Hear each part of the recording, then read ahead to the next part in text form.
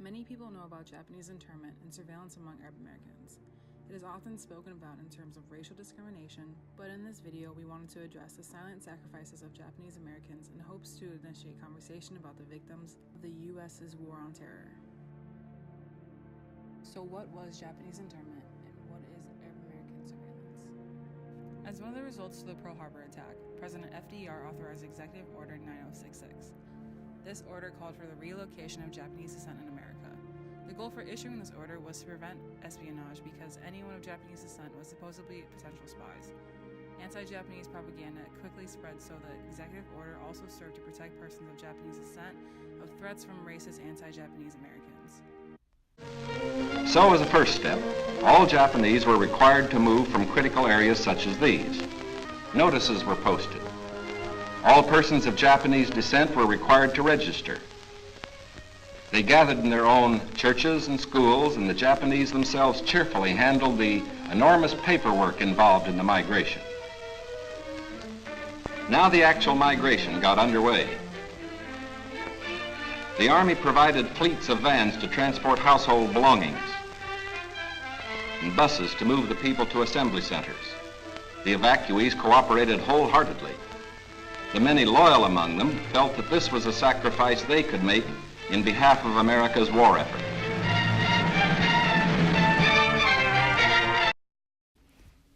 Arab Americans continue to face discrimination in national security policies and excessive threats towards their constitutional rights. In recent decades, the U.S. government has exaggerated and oversimplified national security-related policy concerns as they exploited many socio-political anxieties in an attempt to justify their disproportionate counter-response to terrorism. These serious transgressions of constitutional rights have been justified in defense of national security since the tragic attack on 9/11. Here's a clip from the San Francisco Human Rights Commission hearing from 2010, where many individuals address the discrimination against those of Middle Eastern descent that is embedded behind government policies and strategies to counter terrorism. Since 9/11, there has been a steady rise in Islamophobia in this country. However, recent months have seen the exponential rise of anti-Islam and anti-Muslim bigotry. Today, it's an undisputed fact that the Arab, Middle Eastern, Muslim, and South Asian communities have been cast as a threat.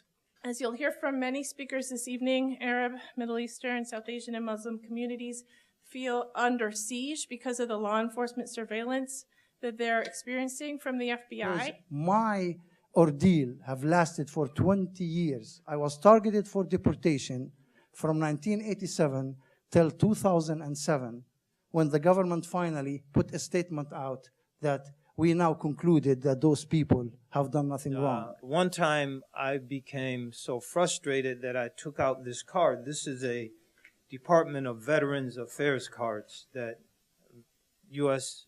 military veterans get. And I earned this by serving 4.5 years in the Air Force.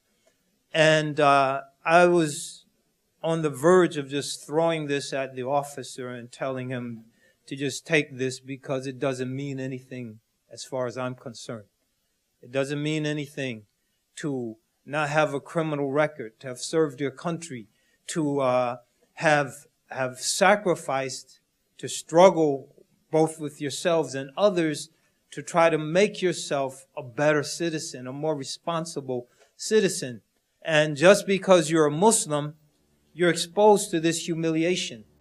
The Japanese American community at large didn't talk about the incarceration, but you have to understand that Japanese Americans were put into prison camps without due process of law. In an article by Donna K. Nagata, Jacqueline H.J. Kim, and Katie Wu, titled "The Japanese American Wartime Incarceration, Examining the Scope of Racial Trauma," highlights the post-war impacts on incarcerees. Japanese Americans did not talk about the incarceration experience with outsiders or each other for decades. They displayed symptoms of avoidance and attachment associated with post-traumatic stress disorder, mirroring the conspiracy of silence observed in trauma survivor groups across the world. Results from a survey of over 400 ESI indicated that more than 12 never spoke with their ESI parents about the camps.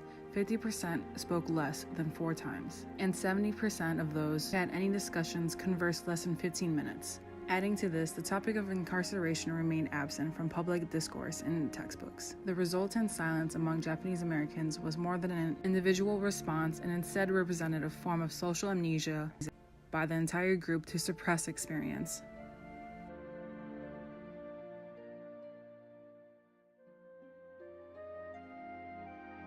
Although I was unable to find the author of the blog, U.S. Prison Culture, the author shared many compelling testimonies about his studies on Japanese incarceration. In a blog titled Silence and Suppression, The Mass Incarceration of Japanese Americans, the author states, "I've noticed the many silences in the telling and retelling of this history.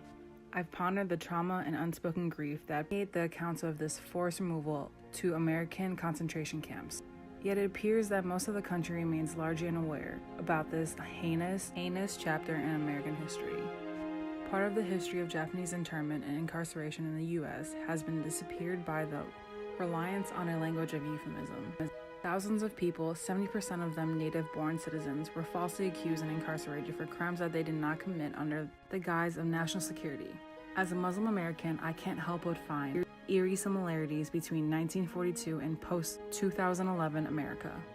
I think that we need to do more to educate Americans about this grave injustice, and we need to be focused on the ways that we continue to criminalize entire groups of people today under the guise of national security threats."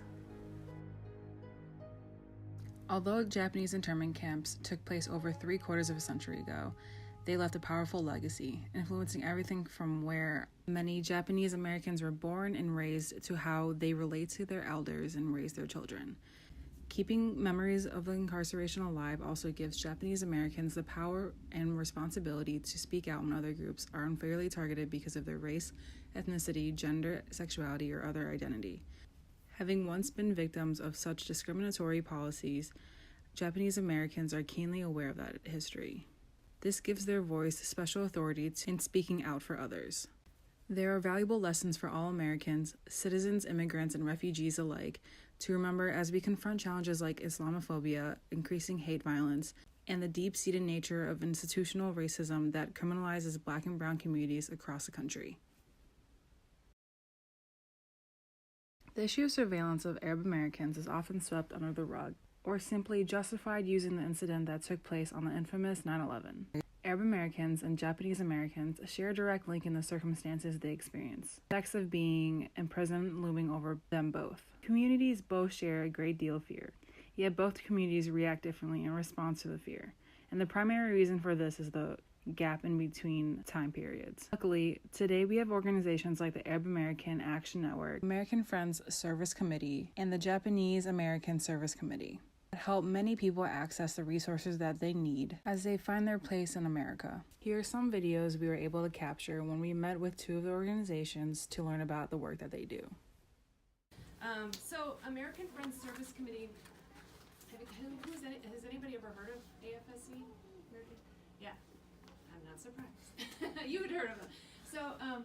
So we're actually, it's a pretty interesting organization, and I had never heard of the organization before I started working here, but it's a Quaker social justice organization. We are in 30 different locations around the U.S. and 15 different countries. You can kind of see the little map there. And so we do all different kinds of work. We work on immigration, we work on we call it healing justice, other people may call it like criminal justice issues, mass incarceration, those kinds of things. We work on what's called peace building, which means a lot of different things in a lot of different places. But what it means here in Chicago, and I have some of these things you guys can pass out, but here in Chicago, our program has two areas that we focus on. One is defunding the police, and then moving those funds toward needs in the community that actually can help keep people safer, like adequate housing, mental health services, and education.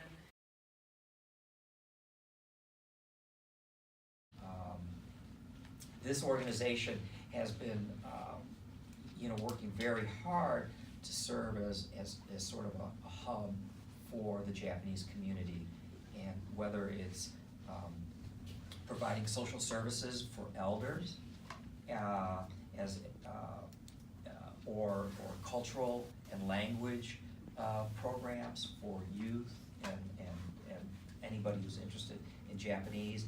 The arts, we do a lot of activities in the Japanese cultural arts sector. And we do advocacy work as well. So,